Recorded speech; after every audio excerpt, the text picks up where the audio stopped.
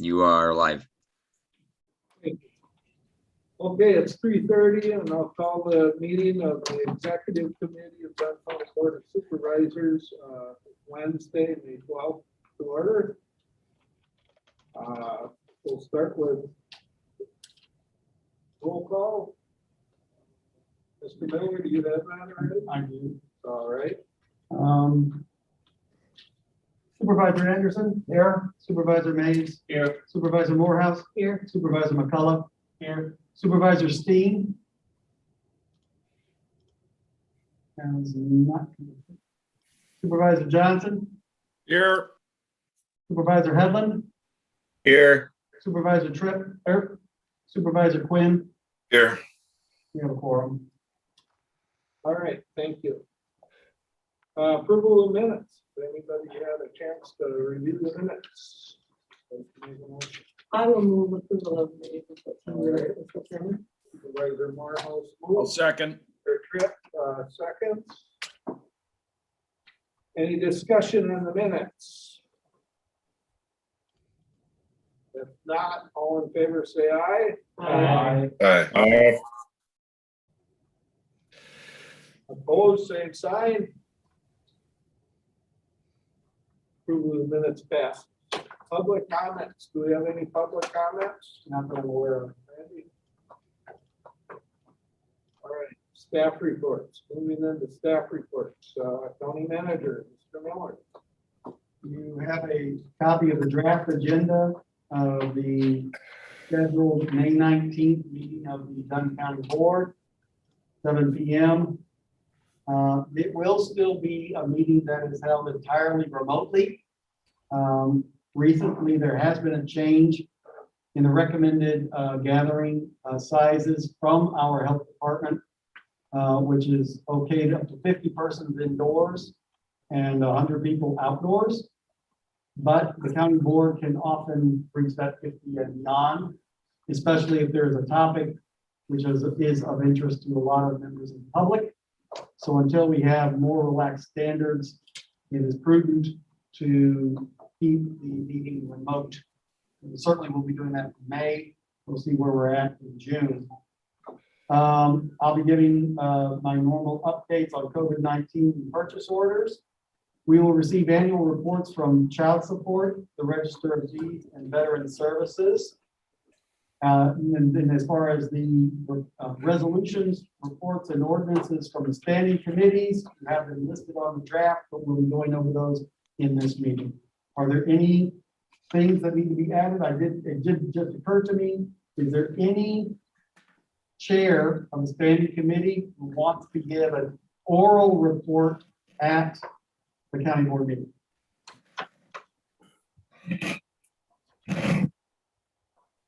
Hearing none, we will leave that off the agenda. Are there any other changes, additions, or questions on the draft agenda?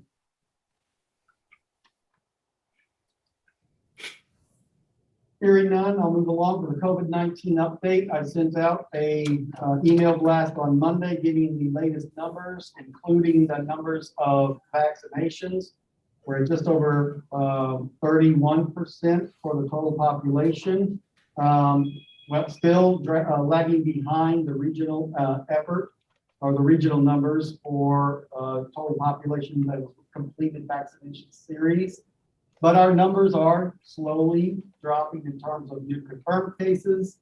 We're doing better in terms of our daily rates, et cetera. It is important to note, as we have had to do kind of constantly for over a year now, it is still a pandemic. It is not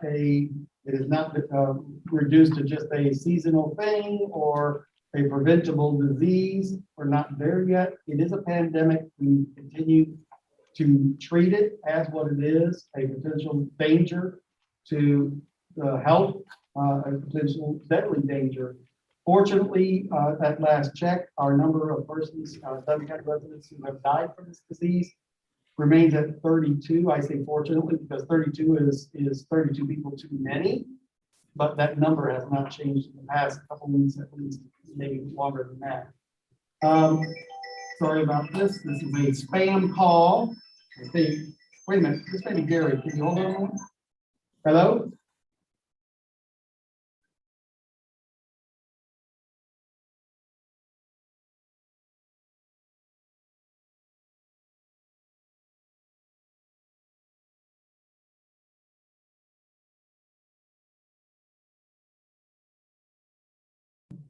There he is. There you are. Okay.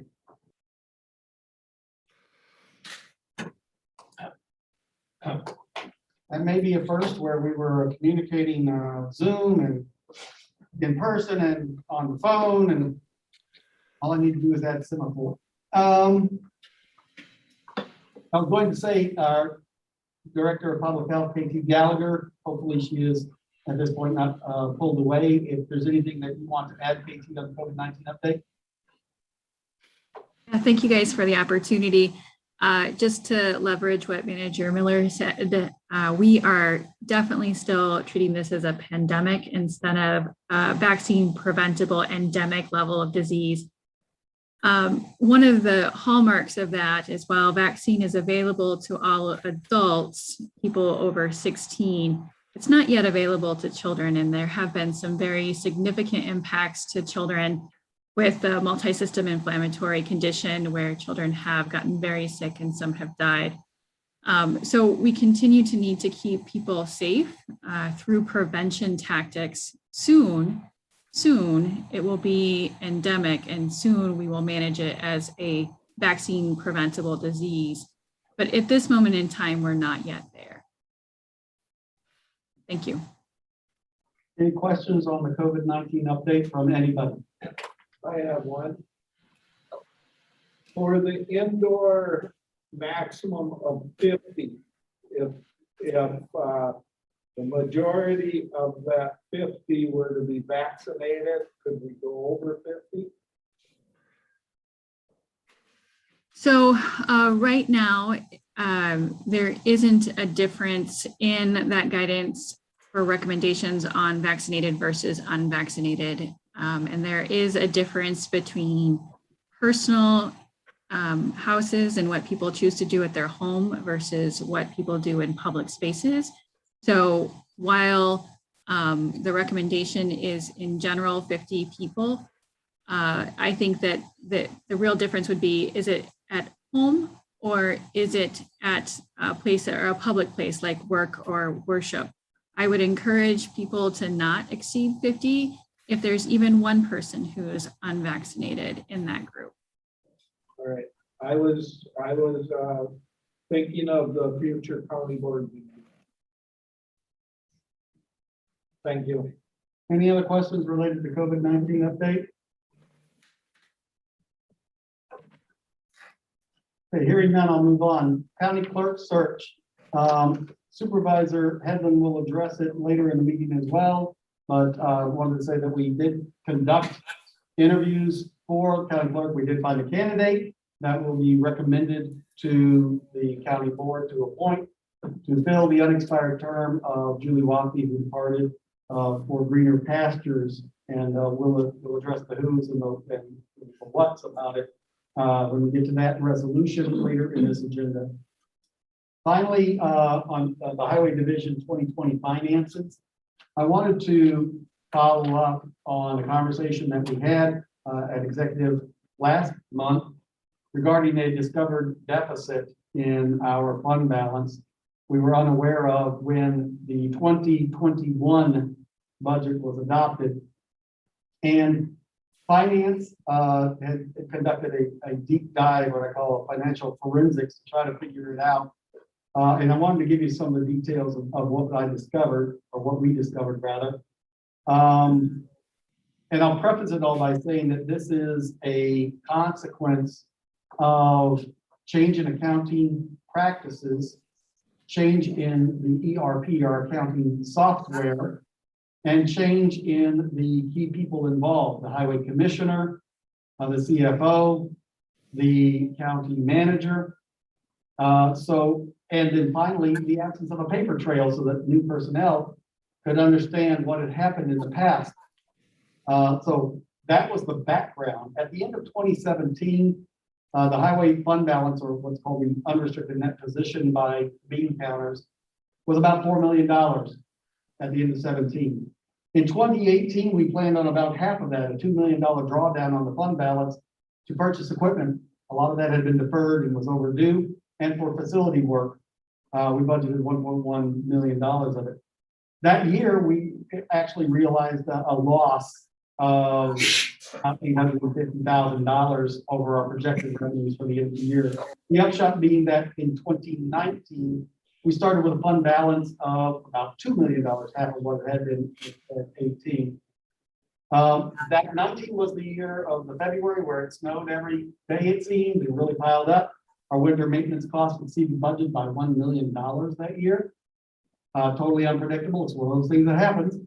That was also the year we sold the ferry pit. The sale was $200,000 less than we had projected.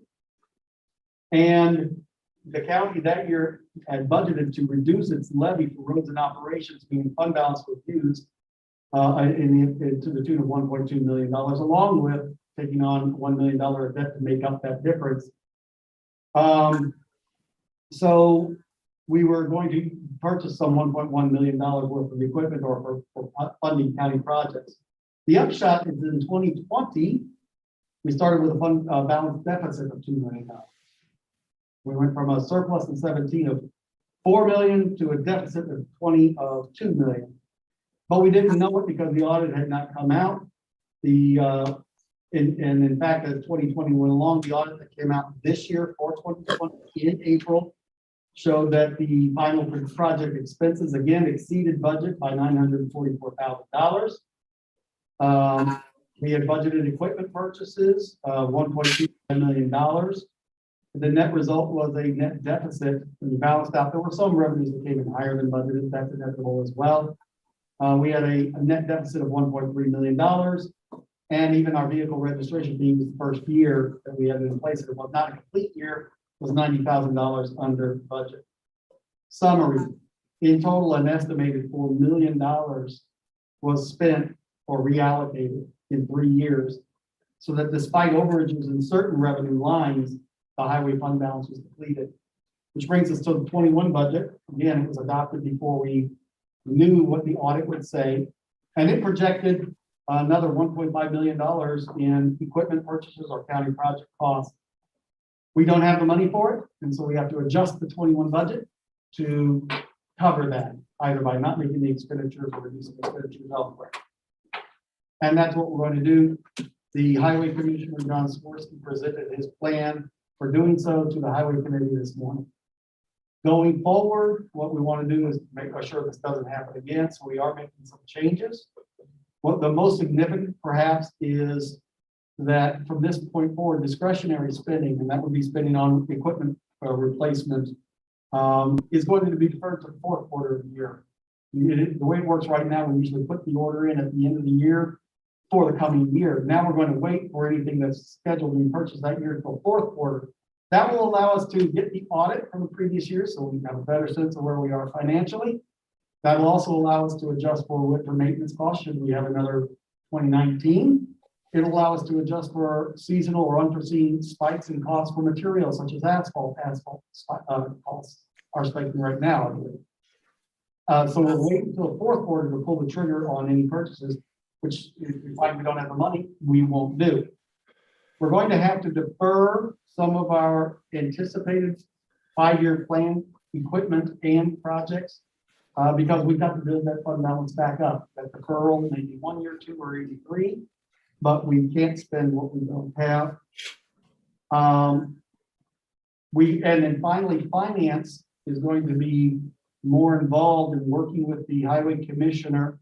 We're also adding a personnel that can help manage the actual year-to-date status on projects, what has been expended in terms of manpower, equipment use, material on each project, so that we can do a better job of keeping track of our actual expenses and revenues versus our budgeted expenses and revenues, and make adjustments as we go along, so at the end of the year, hopefully the audit reveals that we break even or we are in the black.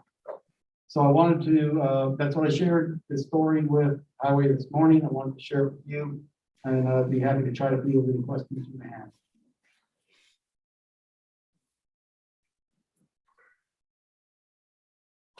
Any questions?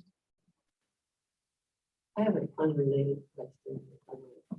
Go ahead. The, Supervisor Morrow. thank you, Mr. Chairman. I'm just wondering when we might learn about the county's process for allocating the American Recovery Act funds. I understand that the feds produced guidance that we. The feds are beginning to distribute the money, but the guidance is still not clear. So, and everybody, all the financial advisors are telling us, don't jump. Be patient, take your time. There's not a deadline to spend it. Wait until we have some clear indication before you commit it. And of course, everybody has great ideas of how it may be used. What we don't have is great clarity on what it's allowed to be used for. So that $8.8 million roughly that we're going to receive, we are scheduled to receive. Keith Stray can correct me if I'm wrong, but we're not in a position to say what we can spend it on yet. The Eau Claire leader this morning reported that Eau Claire County has developed an advisory committee on sort of a process to review how the funds might be spent. I think it's such a thing. I'm not opposed to such an idea, but I do think it would be helpful before you set up such a committee to know what the parameters are. It'll certainly be necessary if we find that we have broad discretion. And so there's a lot of directions that we can go. I can see the real value in such a committee to solicit input and vet ideas. It may be that the direction is rather narrow, making such a commission somewhat superfluous. Keith, did I leave anything out? If I could just add a couple more points, Mr. Chair. Going to Supervisor Morehouse's comments about the Eau Claire County maybe working on things. One of the things is they're a little bit ahead of the curve on us. We're a non-entitlement county, and means we won't get the funds directly from U.S. Treasury. We will be receiving that through the state of Wisconsin. That builds in up to another 60-day delay and direction from the state of Wisconsin. So that is part of the caution being advised of us from auditors, from financial advisors, so on and so forth. Where I believe Eau Claire County with their size probably is a direct entitlement county, so they can start using it even sooner. That's one point of comparison.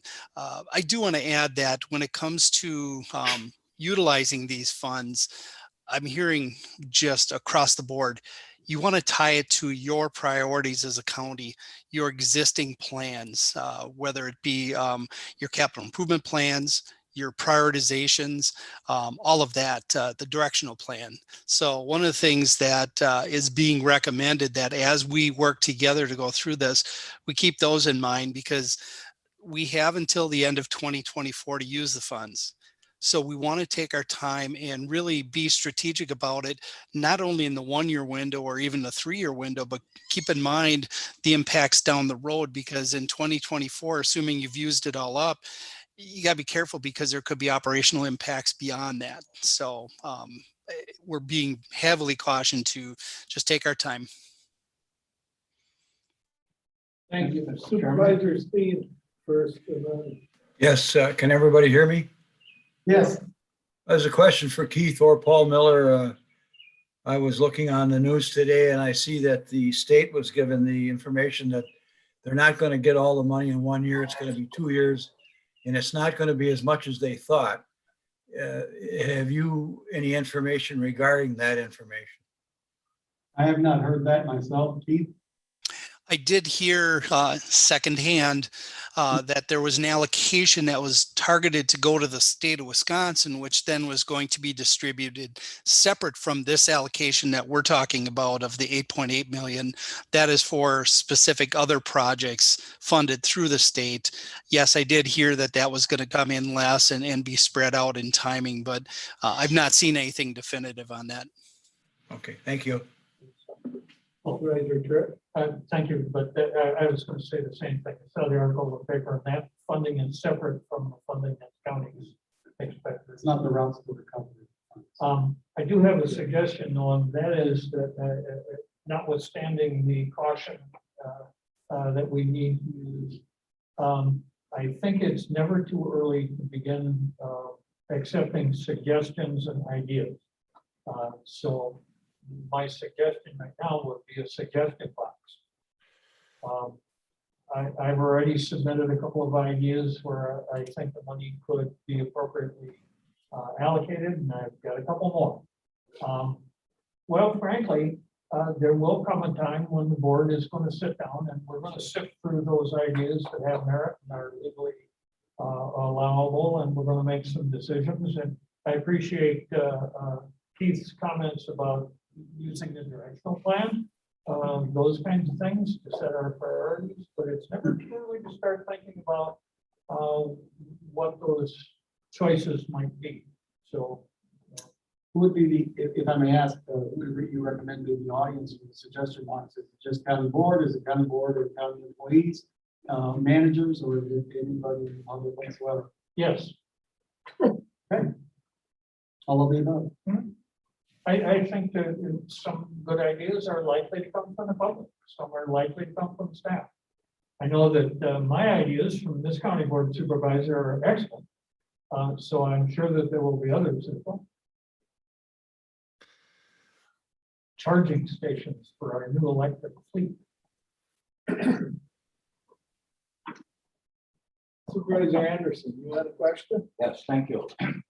I heard our CFO straight say that we had until the year of 2024. Now, does that mean the end of 2024, or does that mean, or don't we know yet? In other words, we have this year and next year, and do we have all of 2024? So maybe whatever we get could be spread out over 3 years. I guess that's not good. Mr. Chair, I can answer that. Yes, the guidance from U.S. Treasury is that expenditures have to be completed by 12/31/2024. Thank you. That's what I thought, but I thought you said it had to be spent by 2024. Yeah, through the end of 2024. Thank you. And depending on what we can use this money for, we've identified $15 million in needs that the county has over the next 5 years that we were talking about borrowing for, which would add to the levy, which is 6th highest in the state for capital. I just want to throw that out there to remind everybody that we should think long and hard on what we're going to use this money for. And that brings us into the next bit of business, if there's no other questions. 7A, I need a motion to amend the budget calendar. If I could, please. Supervisor McCullough moves, Supervisor Anderson seconds, and I will explain because I asked for this. I've heard from a number of supervisors that are not on the executive committee that they don't get to see the budget except from their committee until the end. And so that's one reason that I would like to have a meeting earlier in the year as a budget meeting for all of the county board. The other reasons are, I think this is going to be a tough year for budget. And I think we're going to have to make some decisions on what our priorities are. And I think we need to know our budgets better than we have in the past. I think I'm hoping the committees will go over their budgets line by line and understand each line and make an evidence-based decision on each line. Whether it is revenue or expenses, like the example of highway. the revenue was, the line was there, but the explanation probably wouldn't have, if we would have asked those questions, we might have caught this earlier. Another example in PR&D, conservation, there was a position there that's been funded and not filled for a few years.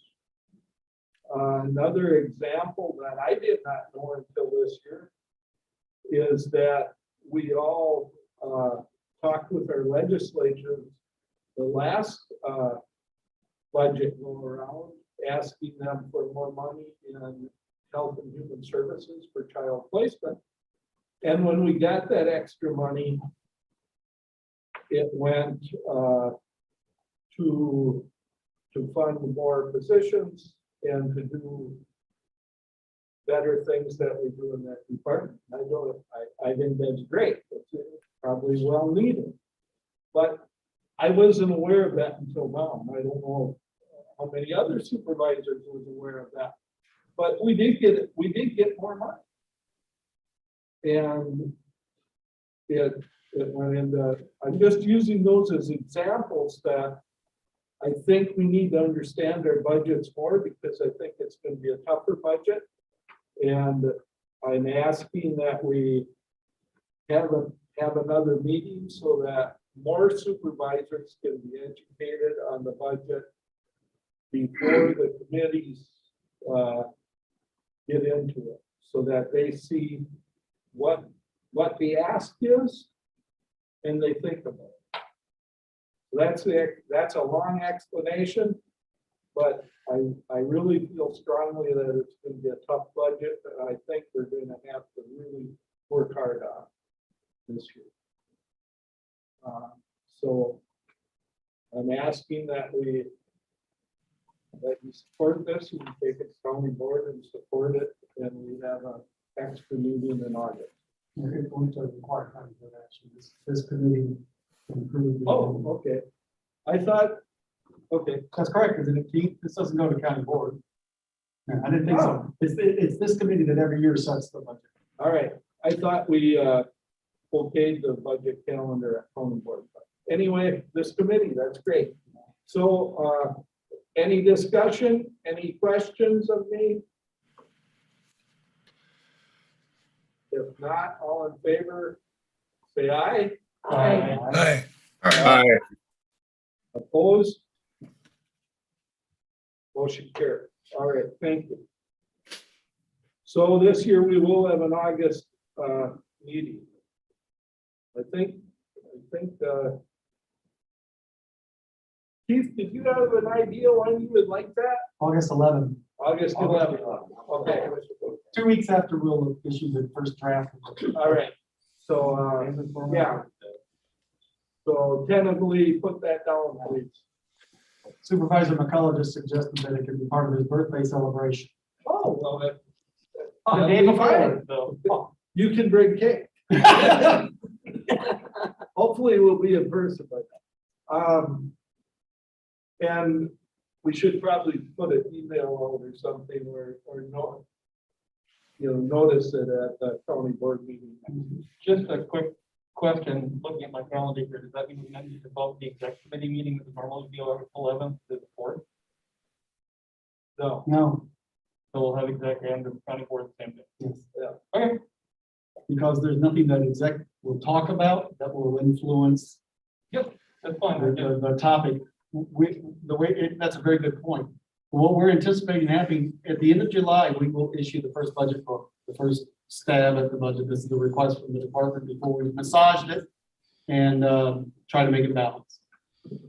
Give 2 weeks for supervisors to look at that book and generate any questions, suggestions, concerns, ideas that they have. Have a meeting focused just on those concerns, ideas, suggestions, et cetera, and ideas, and then go forward from there. Take that as part of that input as part of the crafting of the final version of the budget going forward. All right. Moving on to 7B, endorse borrowing and refinancing plans. Do we need a motion on this to endorse that? Yes. I need a motion. Supervisor Tripp moves. Supervisor McCullough seconds. Speaking to this, I would assume our Chief Financial Officer, Mr. Strilo. Yes, thank you, Mr. Chair. Committee, as you see in your agenda packet, I think it's page 10 on the PDF version of it, is the start of it. There's a cover memo that was prepared by our municipal advisor. And as they do every year, we look at our total debt portfolio and we look for refunding opportunities to save the county money, bottom line, because the county has issued debt in previous years when interest rates were different. And depending on when call dates are available for us to refinance, we certainly look for those opportunities. If you recall, last year we refinanced the neighbor's debt and realized significant savings that will be realized over the next 10 or so years. This year, the county for the 21 budget did adopt borrowing up to $1.347 million for various projects in the budget.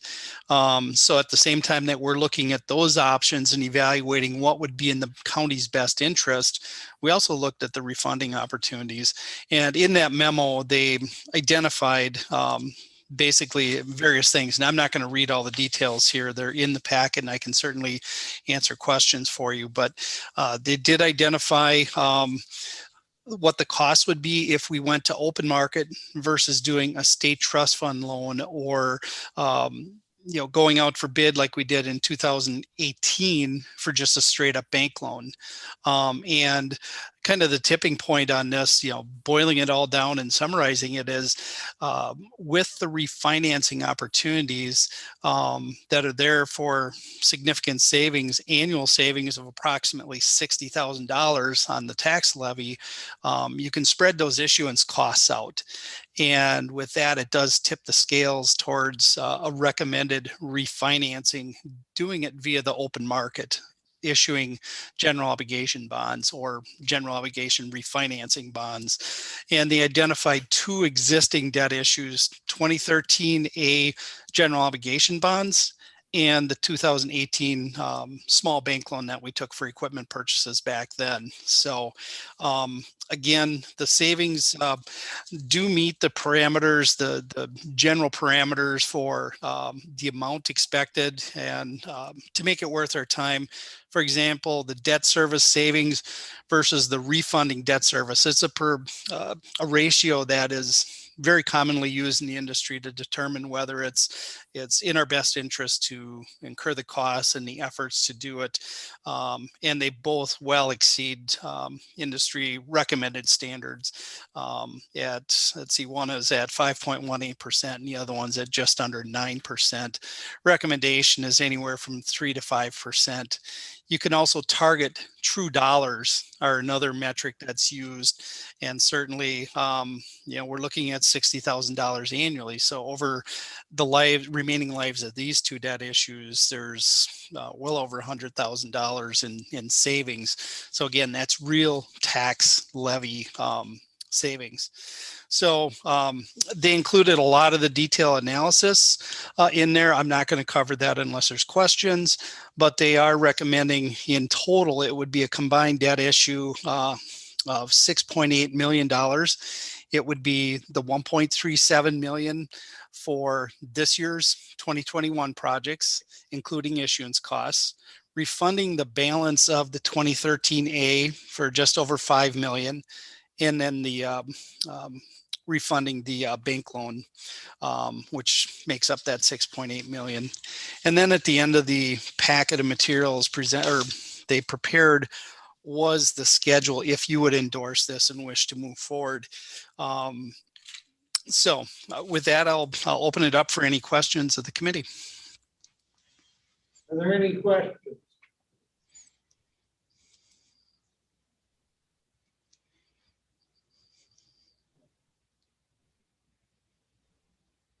Well, I've got one observation, or Supervisor Steen, go ahead.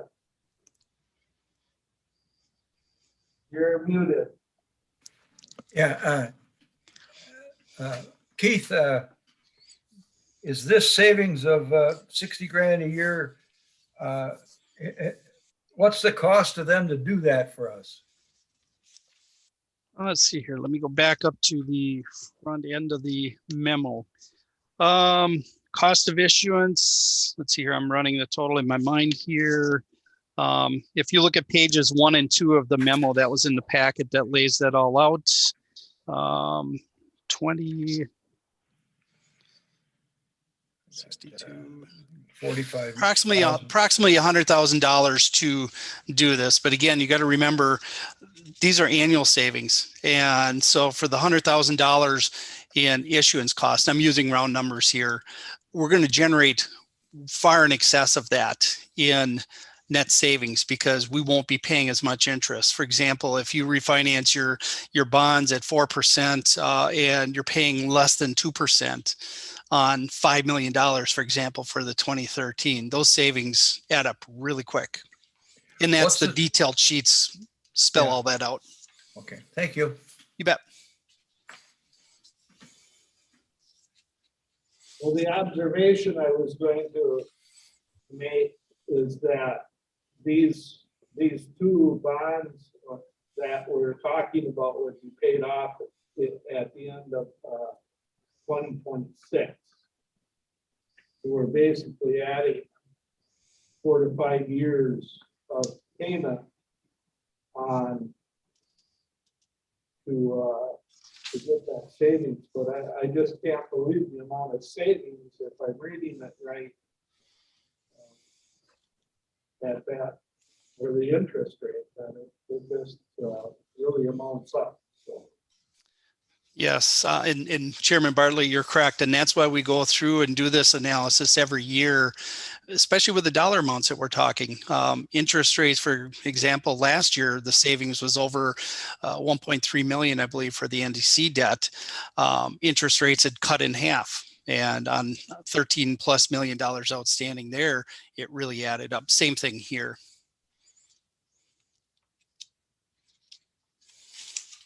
Well, you must explain it really good. I don't see any question. All right. Thank you.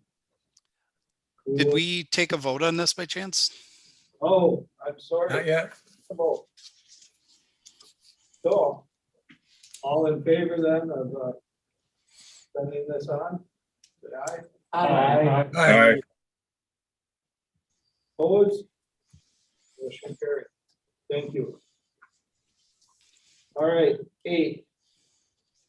Consideration of reports, resolutions, and ordinances to the county board from the executive committee. Resolution approving the FY 2021 budget adjustment for the public health department. Keith, are you taking this also? It will. Do you need a motion before I speak to it? Yeah, I should. I don't move approval. Supervisor Morehouse moves, Supervisor Steen second. All right. Go ahead. All right, thank you, Mr. Chair.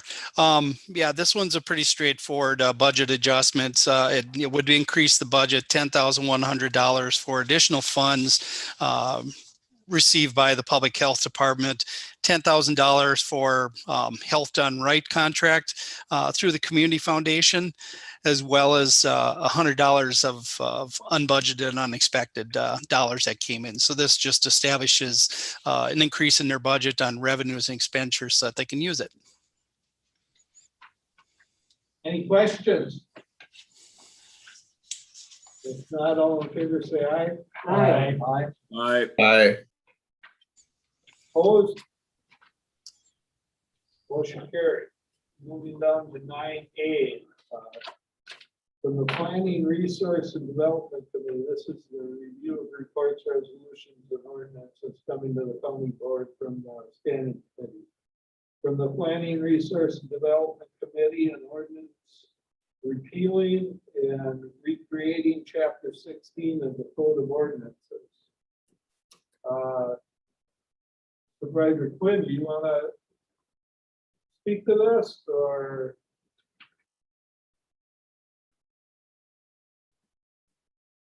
Muted, Tom. Let's see. Mr. Carlson is on also. I'm sorry, Mr. Chair, I was distracted. Could you, We're on 9A, Planning Resources Develop, from the Planning Resource Development Committee. Number one, the ordinance repealing and recreating chapter 16 of the Code of Ordinances. And I was wondering if you would like to. yes, I would. Thank you. Apologize for that. So this is this ordinance, as you may recall, we have been working on for 6 to 9 months probably, and have had any number of internal discussions and reviews and revisions of it. Went to a public hearing last month and made the point of specifically alerting all of the unzoned towns that there were provisions in here for land division, basically density of land division that would place some restrictions on them, not going forward, and that they should pay attention to that. And if they had any concerns, the public hearing was an appropriate place to make those concerns known. There were also several newspaper articles that were printed in local press about this issue. And so we felt like we had publicized the proposed changes quite well. And they were changes that we thought well considered by the committee and would be of benefit to the well-being of the entire county. At the public hearing, however, there were no, I think there was only one additional comment, and no comments or presentations from any representatives from the unzoned towns, which was unfortunate because we hoped to identify whether there were any concerns that they had that we had overlooked. Subsequent to our passing the amendment and forwarding it to the county, there was a effort by the towns to get together and have a discussion about the contents of the implications of the ordinance. Again, especially with regard to the density requirements. I know Tom Carlson, our surveyor, was able to attend that meeting, and several of the committee members were also there. And we discussed, and at that meeting, they discussed the concerns they had about the ordinance revision. At our last meeting on Tuesday, we had an informal report from that meeting, and again had some informal discussion with some representatives from the end zone towns. And it was a good sort of forthright discussion. And I think their concerns were able to be presented to us in a way that we had hoped would be presented at the public hearing and otherwise, but we're not. So while this has been forwarded to the county board, I just want you all to know that our committee has requested that our committee feels like it would be appropriate and timely to ask the board to refer this back to our committee for further deliberation and discussion, as we think there are some issues that need further discussion, and that would be in the best interest of the county to do that. So our plan and our hope is at the board meeting next week that our committee, probably me and other members of the committee, would move that this ordinance not be acted on, but rather be referred back to our committee for further discussion and possible revision. So that's our plan at this point in time with regard to this ordinance. Thank you. Any questions on that? If not, moving on to 9A2, ordinance approving a rezoning in the town of Menominee. Again, this is a fairly straightforward rezone from general ag to residential 1.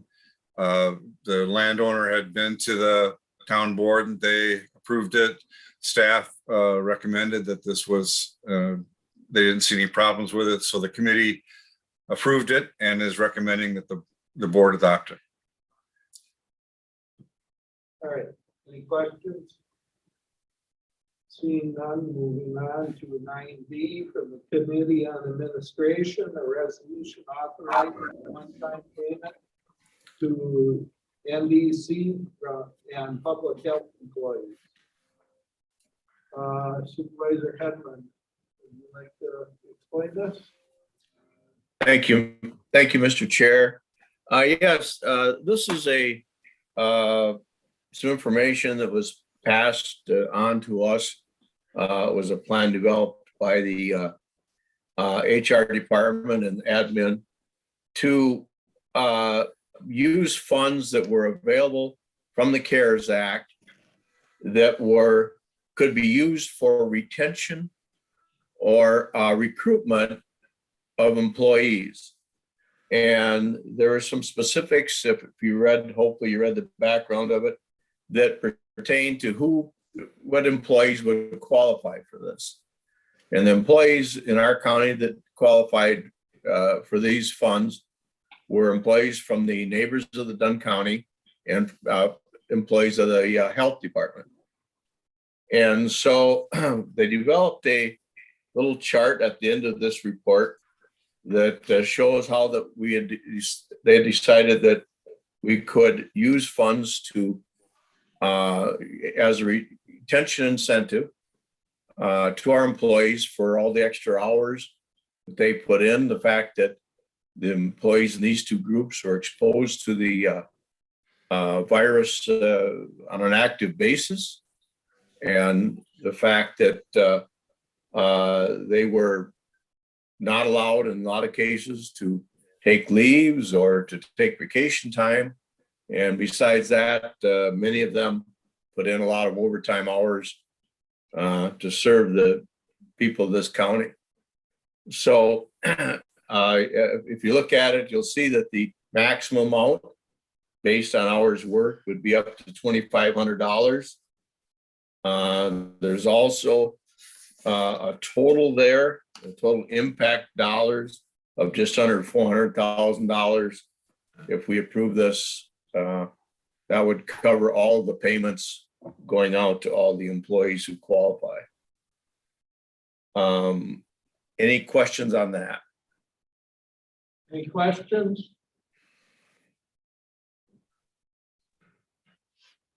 All right, thank you. Moving on to B2 then, a resolution appointing the county clerk. Again, thank you, Mr. Chair. I would like to thank the admin committee members. We had 2 5-hour plus meetings this month of April. One was work done for our general work, and then interviewing of potential candidates, and the first meeting for replacement of our treasurer. And then the second meeting that we're referring to now was a meeting held April 22nd. Again, another 5+ hour meeting, and where we interviewed a number of candidates to replace our county clerk. We had a number of good candidates. Thank you, Mr. Miller, and our HR department for screening a good bunch of people and passing them on for our consideration. In the end, we did have one candidate that I would say by unanimous decision of the group of people the committee and the staff who were there, came up with a candidate who we felt would do an excellent job. And I'm going to get Andrew Murcell is a candidate who we determined we would like to make an offer to, and hopefully accept the position if voted on by the county board as the next county clerk of Dunn County. Candidate is now employed at Stout University here in Menominee.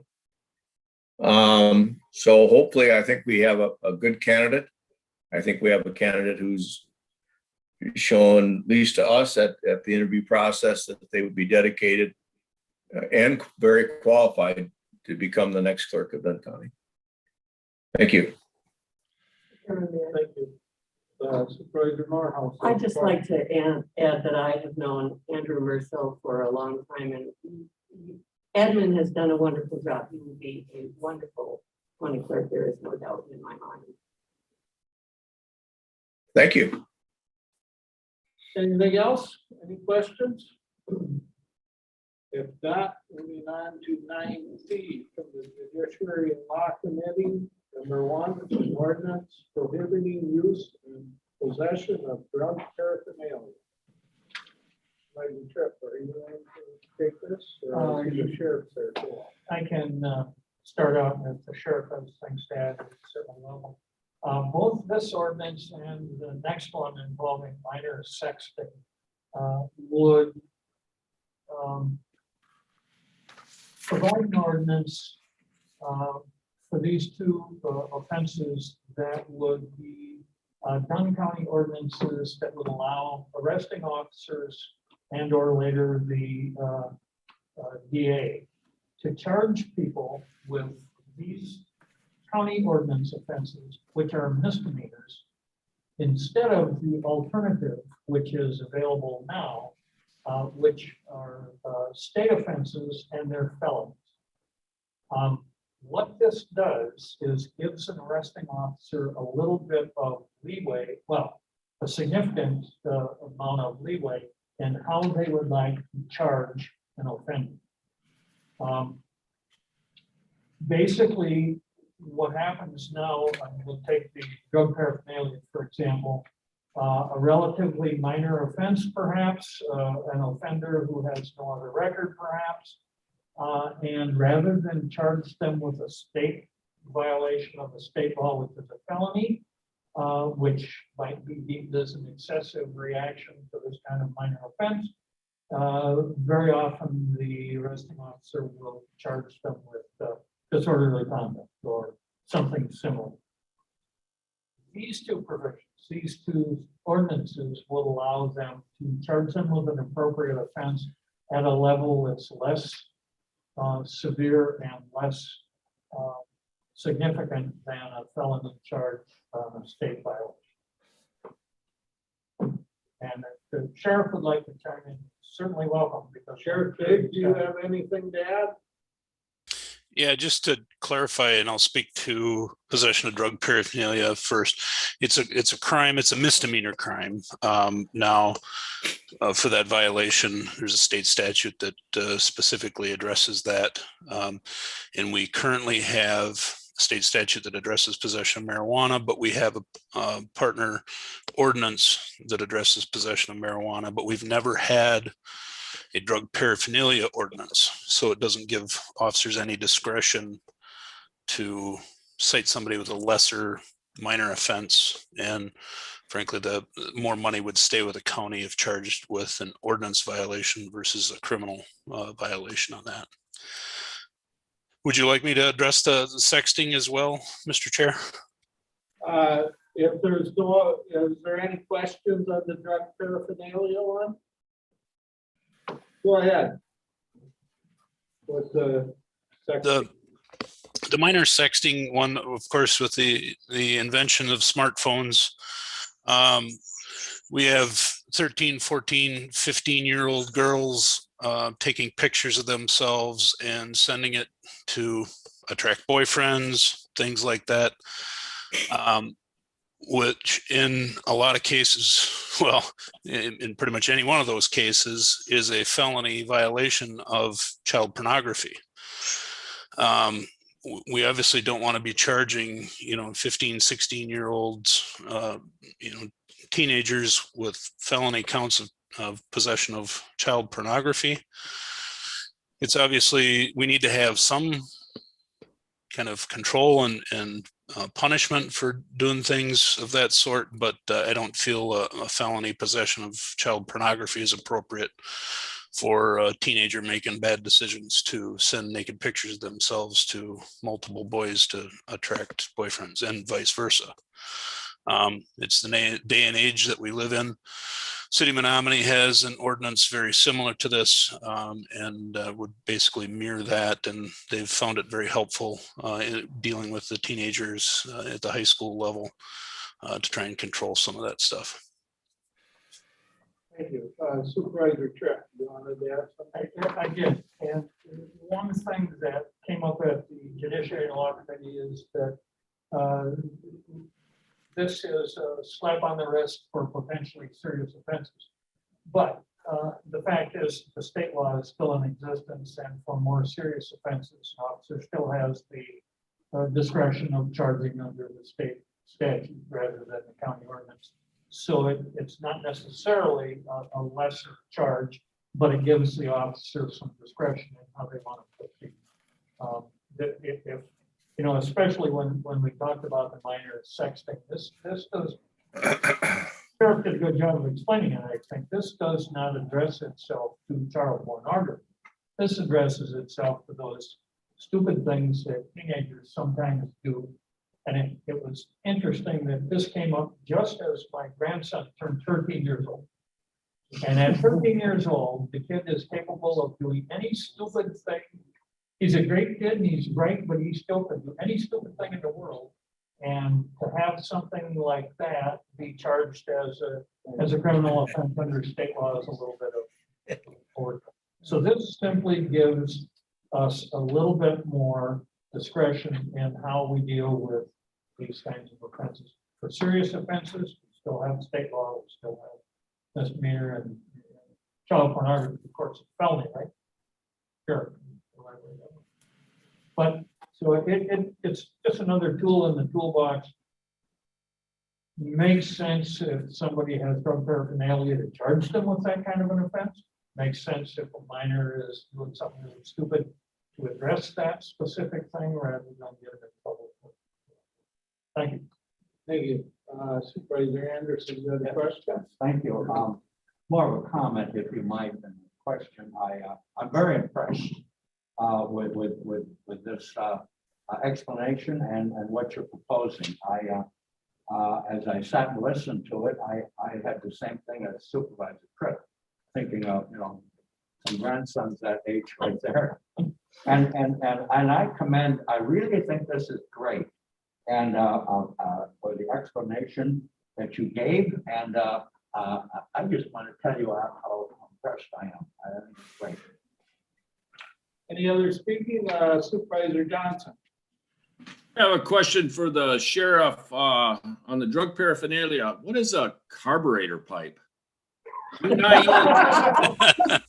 want to know what that is. Supervisor Johnson, there's all kinds of things on there that we all had to kind of scratch our heads because this ordinance came from another jurisdiction. But that would be a carburetor pipe. I know they could either use it for smoking marijuana or smoking meth, crystal meth.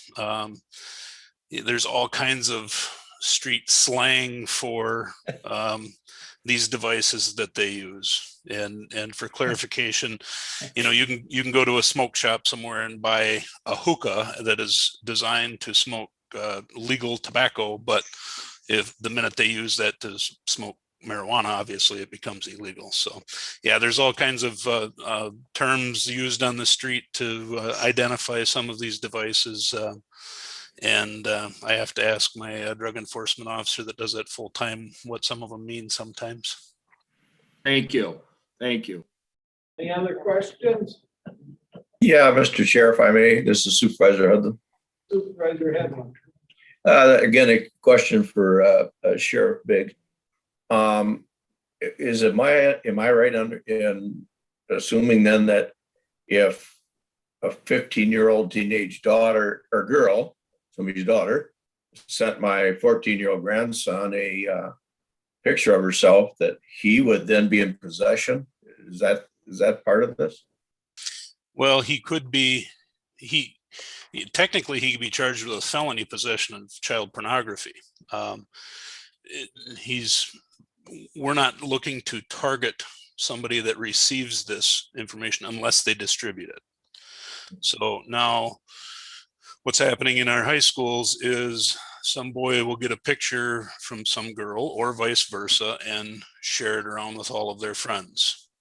Now we need to nip that a little bit and make sure that isn't happening.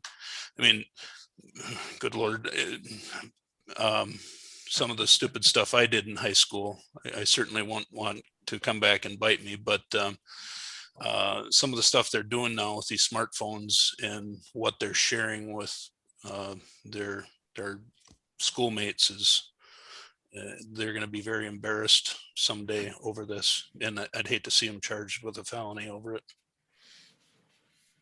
Thank you, Kevin. Supervisor Tripp, you have something to add? Yeah, partly in response to Supervisor Hedlund's question, if you look at section 2B, if a young person were to receive an unsolicited picture of this kind, they really have some responsibilities to deal with it. And this is where I'm thinking of my grandson. You know, responsibility in 13-year-old boys, you can't even use it doing the same thing. However, if they were to delete the photograph, whatever, then there's no problem. I think the problem comes in when they start sharing it with their friends, that kind of thing. So you know, we spent a fair amount of time talking about this in committee, and by the time we were done, we were pretty impressed that what we had was a workable language. Okay, thank you. Any other discussion or questions? All right, thank you. Moving on. 9D from the Facilities Committee, a resolution regarding sustainability and carbon neutral by 2050. Supervisor Mays. Thank you, Mr. Chair. Okay. Yes, in your packets, there was a resolution that the Facilities Committee put together as far as trying to obtain carbon neutrality by 2050. We worked hard on trying to make this as neutral as possible. We did look at some other resolutions from other counties and stuff. And some people took offense to some of the verbiage and the wording, etc. And so we tried to make this as neutral as possible to get people's buy-in to it. I think Don did most of the work on it, and he did an excellent job. And I guess I'll leave it at that. It's pretty self-explanatory. You know, the truth of the matter is a lot of this stuff, as far as moving green or carbon neutrality, is just common sense. We're actually all probably doing it, but we just don't even realize it. So it isn't that hard of a thing. We as a county board will have to make some decisions in the future, but at least now we have a starting point and we have something on paper, and it fits into the sustainability aspect of it. So I'll open it up if anybody has any questions at this time. Anybody have any questions for Supervisor Mays? I don't see any. We can move on to 92, resolution amending the resolution number 2021-14 regarding Red Cedar Speedway. Thank you, Mr. Chair. Okay, yes, at this time, Mr. Miller will share his screen here. Because yesterday, or last night actually, we had a meeting between the county and the Racing Association, and we worked out some new guidelines as far as for the racing, as far as for what, as far as for attendance and what would be allowed. And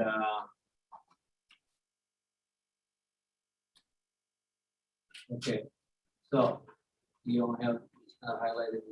That's okay. Okay, you go ahead. So at 1 o'clock yesterday,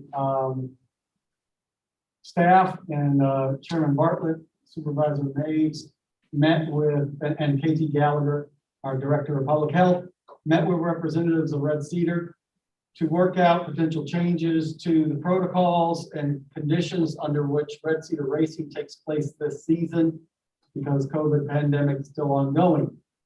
So the elements of what we agreed to are contained in this resolution that's being forwarded by the Facilities Committee from a special meeting last night.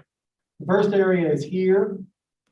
As of yesterday, the recommended maximum number of people for an outdoor gathering is 100. And because that is the case, we determined that it was appropriate to say in any case, regardless of the rate of transmission, 100 people should be allowed in the grandstands if it's outdoors. So that's change number one.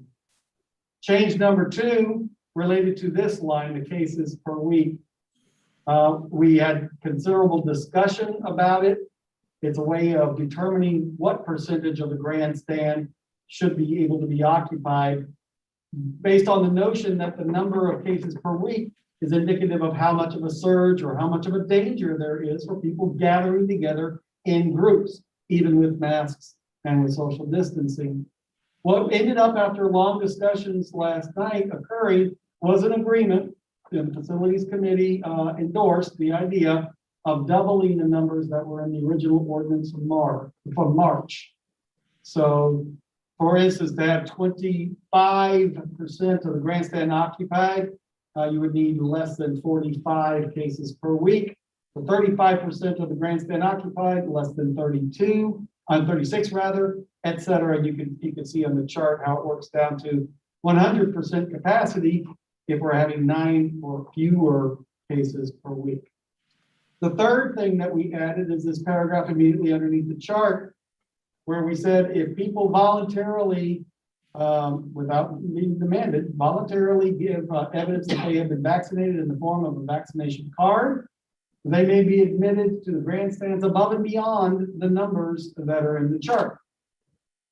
And then the final piece that was changed, that it represents an amendment to the original ordinance 2114, is in this final be it further resolved paragraph, which says that any further changes to the protocols under which Red Cedars Speedway operates this season, the Facilities Committee can review it and approve it without need of it going back to the county board.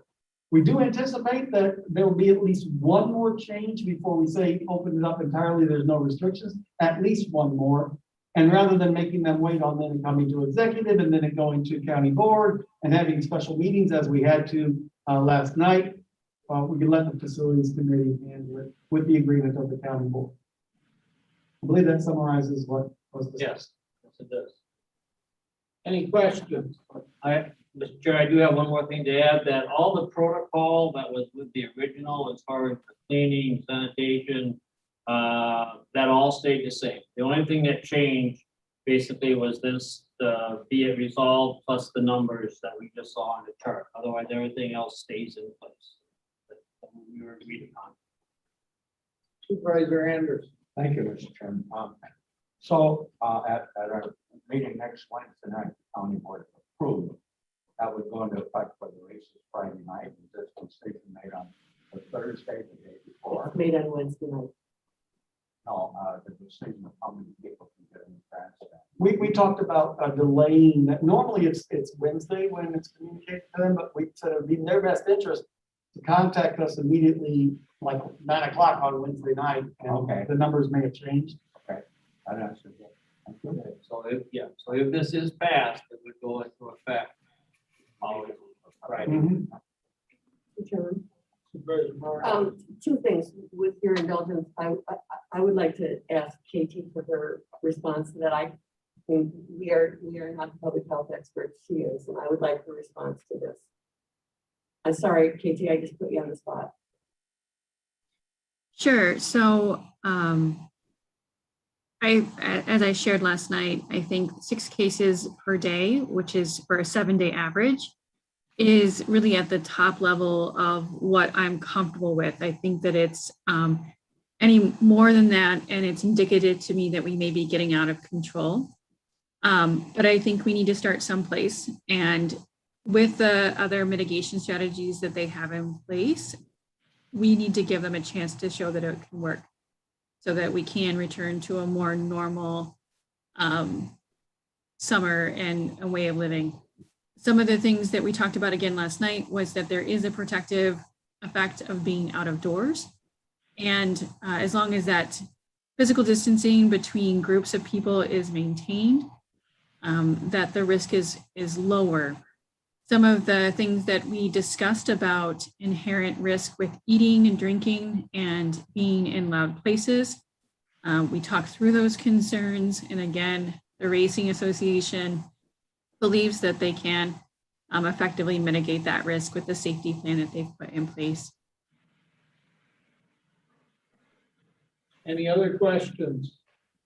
Supervisor Morrow. Yeah, yes. I'm concerned about just referring this back to facilities without broader consideration. What can you explain the rationale to me? I'm not sure I'm comfortable with it. The rationale is that at this point and the point going forward, our expectation is that the trend is going down. And that it doesn't, as a consequence, we don't think in the future it will not carry the same level of public health safety concern as it did at the beginning of the pandemic or today. And that based on that, with all other things being in consideration, likely the only thing that's going to be in consideration going forward is how many cases per week results in what percentage of the grandstands. Finally, with the familiarity that facilities will have had in the ongoing active input where the Red Cedar Racing Association works with KT and the leadership of the facilities committee and the county board chair, that there was sufficient oversight. There are considerations. Facilities had to have a special meeting. There's costs associated with that. If we want to be able to be more flexible and responsive as good partners to Red Cedar Racing, we thought that the time savings would also make it worthwhile to have it reside at facilities rather than being forwarded to the county board. Any other questions? All right. I don't see any, so I'll move on to the reports from the standing committees. Let's start with the people on the screen that are not here in person. So Supervisor Quinn, do you have anything to report other than what you talked about already?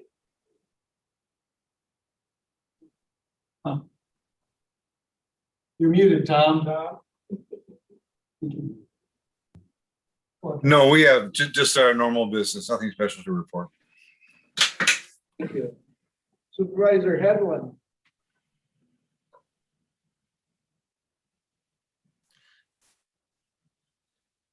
Okay, there we go. Sorry about that. My arrow was moving faster than I was. No, just that our next meeting will be May 20th at 3:30. And at this point, I'm not sure. Hopefully we'll be able to have at least a hybrid meeting like we're having today. Beyond that, I hope that everyone remembers that we have the 2 ordinances that we previously presented for our first reading last month are going to be coming up again, and hope for everyone's support in passing those. Thank you. Okay, thank you. Moving on to Supervisor Johnson. Thank you, Mr. Chair. The neighbors' last meeting was April 15th. Administrator Flunker provided updates from the Quality Assurance Committee. The neighbors had 8 new hires and 2 resignations for the prior month. We discussed COVID-related issues. Administrator Flunker provided information regarding wage study, status of bonus/wage adjustment, and CNA training site, which they were also discussed at length with the committee. The census at the end of March was 115 and Arrowhead remains closed. Scott Nabafeld provided an update on heat pump issues. Ms. Flunker reported on recruitment efforts to fill a vacant life enhancement mentor position. And there have been no recent COVID outbreaks across the campus, fortunately. And the next meeting will be held May 19th. And that's all I have. Thank you. Thank you. Supervisor Tripp. The Judiciary and Law Committee met on April 26th. And in addition to the 2 ordinances that were discussed earlier, we've got a few things that are going on. The clerk of courts reported that we're back to live jury trials. And there's going to be some catch up this year to make up for the ones that were delayed from last year. We've also got a couple of new judges who are coming on board. One to replace Judge Smelter, who retired, and then the new judge that was added by state statute. And they will both begin on August 1st. The 2 individuals that are being seated have already begun the process of training, and we're hopeful that they will be able to get to a committee meeting one of these days. It would be nice to have one live. Criminal Justice Collaboration Council, if you looked at the latest edition of County Magazine, Wisconsin, we got a write-up in there. And we also had one of our graduates from the treatment court who testified in a bipartisan hearing about the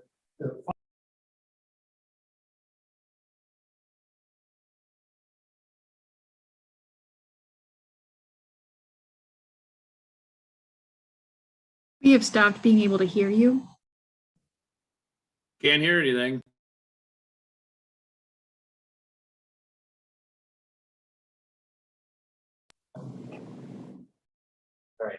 All right. Can you hear now? and that's how I got an elephant. No. Treatment court, one of our graduates was on a joint legislative hearing for funding, and it really is inspirational. We'd like to think that you save one person's life like this, and it's worth any amount of money. The beauty of the program is that in the long run, it saves us money. So they've been very successful, and that success is being recognized. Emergency management is looking for new people to hire. It's always difficult for them because there's a certain amount of training involved. Same with the medical examiner. She's anticipating a resignation of one of her long-term employees. And it takes up to a year to train somebody for these medical examiner positions.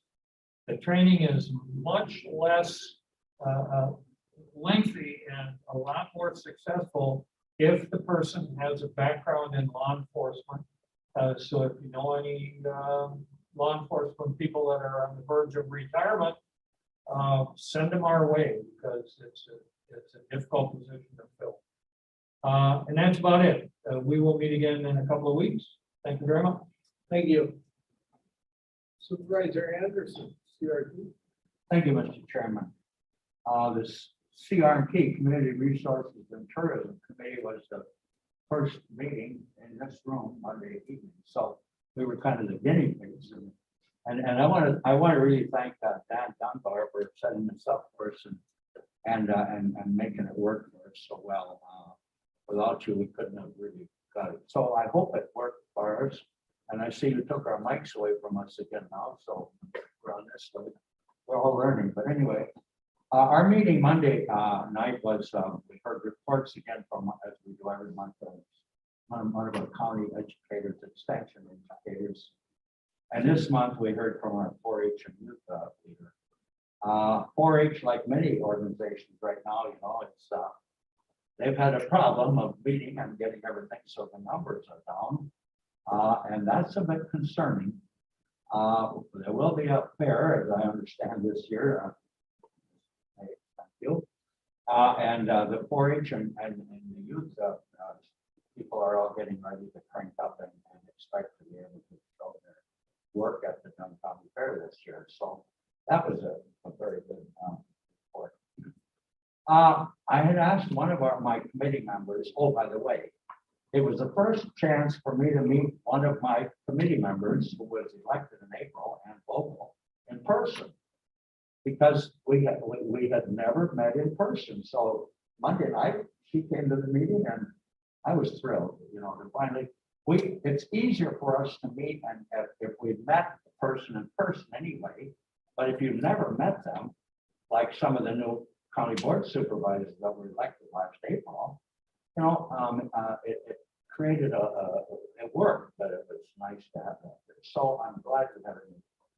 The thing that will be coming up before you at the next meeting, we will have the executive meeting before my next CRT committee meets.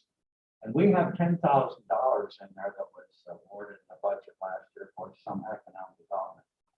So I want you to know that I appointed or asked Supervisor Jim Zahns if he would come up with a proposal, which he did Monday evening, and it was really, really well done.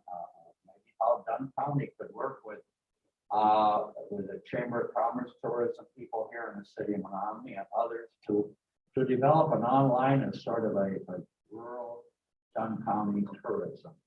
And we're not ready to present that to you yet, but I'm very impressed with what we have, and I think you will be too.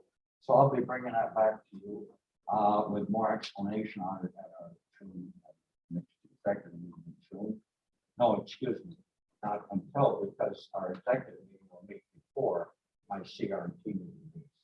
Mr. Chairman, so our next meeting is scheduled then for the second Monday and I assume, and I think we will be able to meet in person here again with some of the other committees.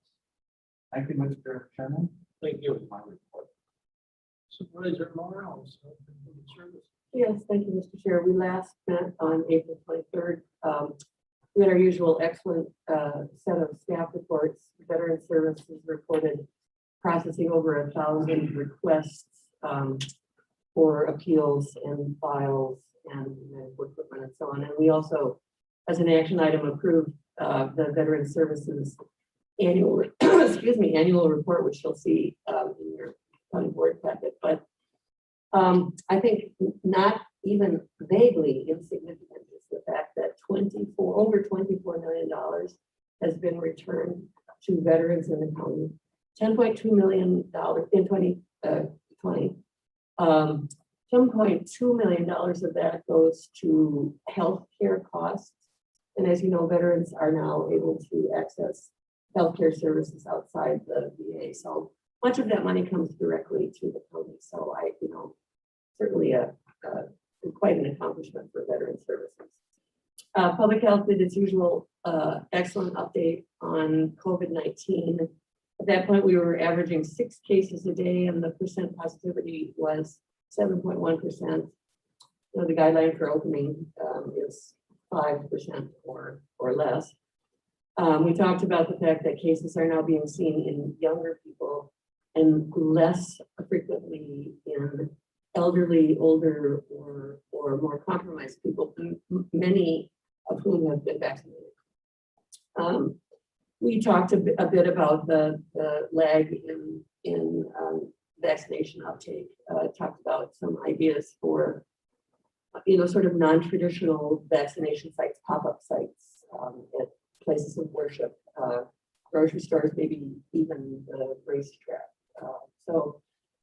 At that point, the health department was going to take a sort of a deep dive into some of the reasons why people are refusing vaccine and try to craft solutions around that.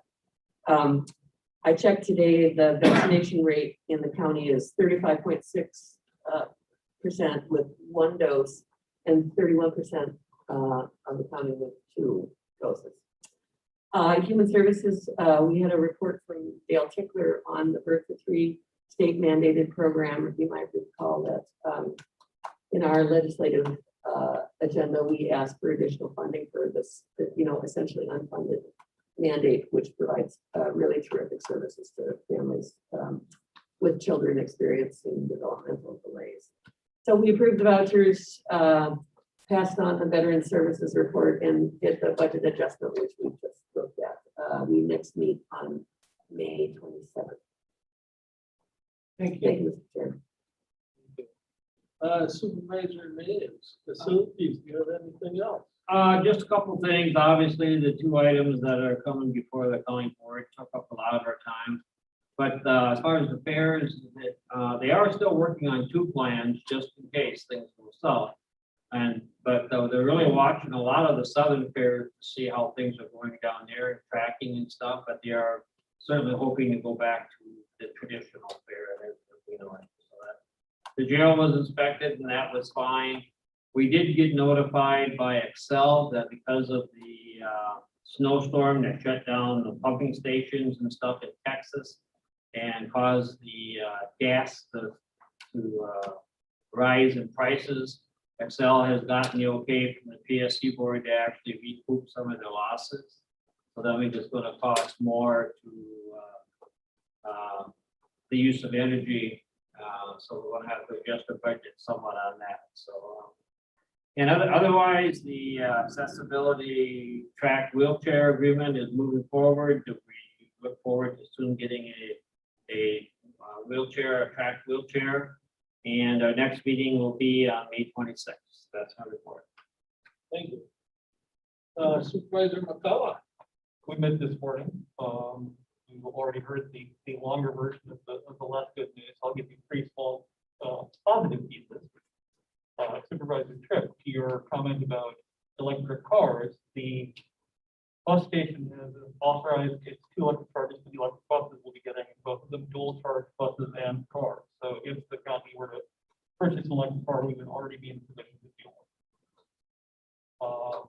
The community route on transit, which is a smaller looping route, we today voted to remove the fare structure completely. It's actually costing us more money to count the money than we're making. So we're hoping that'll push our numbers up, which will also make us eligible for some more grants. And then the third thing is on the highway side, we have an enormous surplus of salt that we cannot use, which saved us the money, and which will almost certainly save us money next year because we're going to go into the winter with pretty much a full budget. And that concludes my report. Thank you.